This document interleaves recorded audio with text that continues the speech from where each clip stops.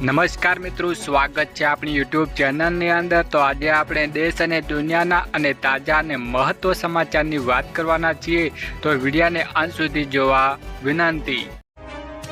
સૌપ્રથમ સમાચારની વાત કરીએ કે 31 તારીખ સુધીને કરી લો આ કામ। માર્ચ મહિનાનો થોડા દિવસોમાં પૂરું થશે। એપ્રિલ મહિનાની શરૂઆત સાથે જ નવું નાણાકીય વર્ષ શરૂ થશે।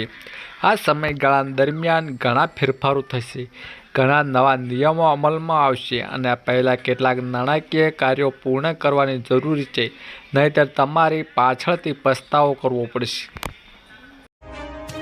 વધુ આગળ વાત કરીએ કે પીએમ ઇન્ટર્નશિપ યોજના યુવાનો માટે ખાસ છે। તમે આ યોજના માટે 31 માર્ચ 2025 સુધી અરજી કરી શકો છો। યુવાનોને દેશભરની પ્રખ્યાત કંપનીઓમાં ઇન્ટર્નશિપ તક મળી શકે છે। સરકાર આર્થિક રીતે નબળા વિદ્યાર્થીઓને 5000 રૂપિયાનું સ્ટાઇપેન્ડ પણ આપે છે। વધુ આગળ વાત કરીએ કે રેશન કાર્ડ ધારકો માટે તારીખ લંબાવાઈ। દેશભરમાં રેશન કાર્ડ KYC માટેની તારીખ ફરી એકવાર લંબાવવામાં આવી રહી છે। હવે તમે 31 સુધી KYC કરાવી શકો છો। રાશન માટે 100% KYC પૂર્ણ કરવા માટે કડક સૂચનાઓ જારી કરવામાં આવી છે। રાષ્ટ્રીય ખાદ્ય સુરક્ષા ગેરંટી કાયદા હેઠળ ગરીબોને જરૂરિયાતમંદોને ફક્તમાં વિતરણ કરવામાં અનાજમાં થતી ગેરરીતિમાં રોકવા માટે રેશન કાર્ડ ધારકો નોંધાયેલા દરેક એકમને સભ્યોનું KYC કરવું જરૂરી રહેશે। વધુ આગળ વાત કરીએ કે પાક વીમા યોજના શરૂ કરી। પાક વીમા યોજના ગુજરાતમાં ફરીવાર શરૂ કરવામાં લઈને મોટા સમાચાર આવ્યા। ગુજરાતમાં ફરીવાર પાક વીમા યોજના આગામી ખરીફ સિઝનથી શરૂ કરવામાં આવશે। આ વખતે પાક વીમા યોજનાને ખેડૂતોને લાભ થાય અને વીમા કંપનીઓ ખેડૂતને લૂંટી ન જાય તે માટે દરેક નિયમો અને શરતો ખેડૂતલક્ષી કરવામાં આવી છે। ખેડૂતોને પાક વીમાની રકમ 48 કલાકમાં મળી જાય તેવી ઝડપી પ્રોસેસ સાથે પાક વીમા યોજનાઓ ફરીવાર એન્ટ્રી કરવામાં આવશે। વધુ આગળ વાત કરીએ કે ખેડૂતો માટે મોદી સરકારનો મોટો નિર્ણય। પીએમ ખાસ પાક વીમા યોજનાએ બજેટ વધારીને 69,515 કરોડ રૂપિયાનું કરવામાં આવ્યું છે અને વળતર પ્રાપ્ત કરવું હોય તો સરળ બની જશે। DAP ખાતરની 50 કિલોની થેલીમાં હવે 350 રૂપિયા મળશે। સબસિડી માટે તમે 3,850 કરોડ રૂપિયાનું એક ખાસ પેકેજ મંજૂર કરવામાં આવ્યું હતું। નવા વર્ષમાં પહેલા દિવસે મોદી કેબિનેટ બેઠકમાં ખેડૂતોને હિતના લગતા 2 મહત્વના નિર્ણયો લેવામાં આવ્યા હતા। માહિતી અને પ્રસારણ મંત્રી અશ્વિન વૈષ્ણવે બુધવારે PM નરેન્દ્ર મોદી વ્યવસ્થામાં લેવાયેલા કેબિનેટમાં નાણાકીય માહિતી આપી હતી। તેમણે કહ્યું હતું કે PM મોદીએ આજની કેબિનેટ બેઠક ખેડૂતોને સમર્પિત કરશે। સૌથી પહેલા વડાપ્રધાનમંત્રી પાક વીમા યોજના લઈને મોટો નિર્ણય લેવામાં આવ્યો છે। વધુ આગળ વાત કરીએ કે જમીનનું પણ આધાર કાર્ડ બનશે। 27 રાજ્યોમાં અને કેન્દ્રીય શાસિત પ્રદેશોની અંદર ભૂ આધાર લાગુ કરવામાં આવશે। જ્યારે મિત્રો આ આધાર કાર્ડની જેમ જ બનાવવામાં આવશે। જ્યારે આધાર કાર્ડની અંદર જિલ્લાઓનો કોડ હશે, રાજ્યોમાં કોડ હશે તો ઉપજિલ્લાઓનો કોડ હશે। આ સિવાય ગામડાઓ પણ કોડ સામેલ થશે। જે ખાસ વિસ્તાર જેમ કે જમીનનો પ્લોટ હશે તેનું માપ લેવામાં આવશે। ત્યાર પછી એક ID નંબર આપવામાં આવશે। આ ID ડિજિટલ કરવામાં આવશે। જો જમીન તબદીલ કરવામાં આવે તો અથવા વિભાજિત કરવામાં આવશે તો પણ નંબર સમાન।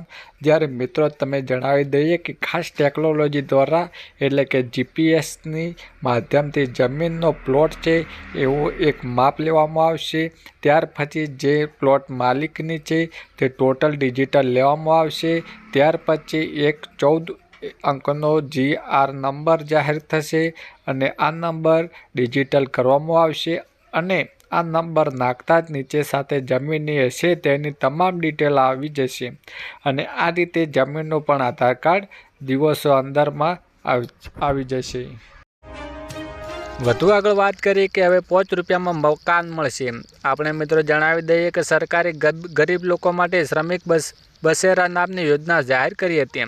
આ યોજના અંતર્ગત હવે આવાસ નિર્માણ કામગીરી હાથ ધરવામાં આવશે। જ્યારે મિત્રો તમને જણાવી દઈએ કે મુખ્ય શહેરમાં 17 એવા આવેશો ઊભા કરવામાં આવે છે કે 5 રૂપિયામાં રહેવા માટે મકાન મળશે। જ્યારે મિત્રો તમે જણાવી દઈએ કે ઘણા બધા લોકો મજદૂર હોય છે, શ્રમિકો હોય છે, ગરીબો કે જેમની પાસે રહેવા માટે મકાન પણ હોતા નથી। આવા લોકો સારી સુવિધાવાળું જેમ કે પાણી, રસોડું, વીજળી, પંખા, સ્ટ્રીટ લાઇટ, સિક્યોરિટી, મેડિકલ અને ઘોડિયા ઘર જેવો સુવિધા હોય તે મકાન માત્ર 5 રૂપિયામાં દિવસના ભાડા આપવામાં આવશે। સૌથી અગત્યની વાત એ કે 7.5 પોર્સની પાવર મોટર, મફત વીજળી, ખેડૂતોને વીજળી સંબંધિત સમસ્યાઓનો સામનો ન કરવો પડે તે માટે મહારાષ્ટ્ર સરકાર મુખ્યમંત્રી બલિરાજ મફત વીજળી યોજના લઈને આવી રહ્યા છે। આ યોજના હેઠળ 7.5 પોર્સની પાવર સુધી ક્ષમતાની કૃષિ પંપનો ઉપયોગ કરવા ખેડૂતોને મફત વીજળી આપવામાં આવશે। આ યોજનાનો લાભ માટે 2029 સુધી આપવામાં આવશે। મહારાષ્ટ્રના ખેડૂતોને કૃષિ મોટર ચલાવવા માટે રાત્રે 10 કલાક અને દિવસે દરમિયાન 8 કલાક વીજળી આપવામાં આવશે। આ ફક્ત વીજળી યોજનાનો લાભ મફત કે જે ખેડૂતોને લઈ શકે છે જેમની પાસે 7.5 HP સુધીનો પંપ છે। જો ખેડૂતો પાસે 7.5 HPથી વધુ પંપ હોય તો ખેડૂતોએ પોતે જ વીજળીનું બિલ ભરવું પડશે। છેલ્લે મહત્વ સમાચારની વાત કરીએ કે આજના ખેડૂત સમાચાર। ઘઉંની ટેકાના ભાવમાં વેચાણ માટે નોંધણી તારીખ વધારવાને 5 એપ્રિલ સુધી નોંધણી કરાવી શકો છો। 17 માર્ચથી ઘઉંની ટોકામાં ભાવે ખરીદી શકાય છે। 885 રૂપિયા ઘઉંનો ટેકાનો ભાવ જાહેર કરવામાં આવ્યો છે, જ્યારે ઘઉંમાં એવરેજ બજારના 550ની સપાટીએ છે। રાજકોટમાં આજે ચણાનો ઊંચો ભાવ 1460 રૂપિયા, જ્યારે એવરેજ ભાવ 1000 રૂપિયાની સપાટી આવે તે ઘણા લોકો મબલક ઉત્પાદનનો ભાવ ઓછા ભાવમાં 24 રૂપિયાની ધારણા આજે ઊંચો ભાવ અને એવરેજ ભાવ 1800થી 2200ની સપાટીએ છે। લાલ ડુંગળીનો ઊંચો ભાવ 331 રૂપિયા છે, જ્યારે સફેદ 285 ઊંચો ભાવ એવરેજ ભાવમાં 300 રૂપિયાની સપાટી પર આજે પૂજા માર્કેટ યાર્ડમાં જીરુનો ઊંચો ભાવમાં 5300 રૂપિયા, જ્યારે એવરેજ ભાવ 4000 રૂપિયાની સપાટી રહ્યો છે।